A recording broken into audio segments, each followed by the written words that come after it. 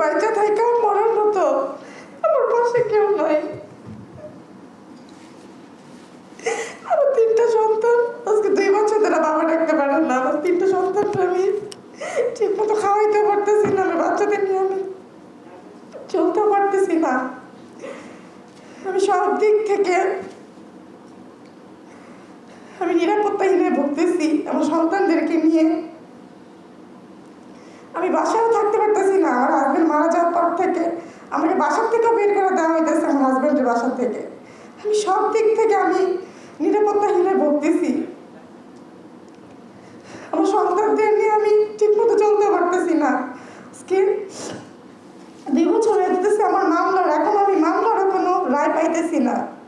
তারা একটার পর একটা বাহানা দিতেছে, তারা একটার পর একটা আগে দিয়েছিল ডিবিতে, এখন দিছে সিআইডিকে, কিন্তু আমি কোনো বিচার এখনো পাচ্ছি না। 2 বছর হয়ে যেতেছে আমি যে মামলাটা করছি।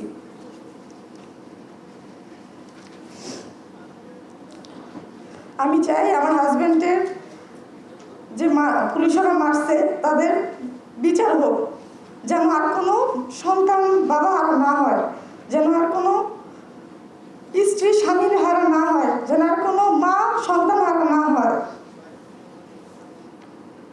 আমি সুষ্ঠু একটা বিচার চাই। আমি চাই এটার একটা বিচার হোক।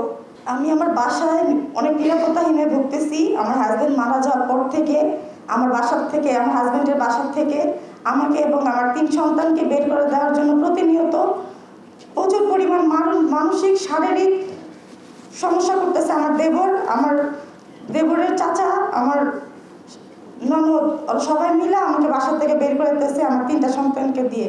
আমার হাজবেন্ডের নিজের বাড়ি, আমার হাজবেন্ডের বাসায় আমাকে থাকতে দিতেছে না ওর ফ্যামিলি ওরা।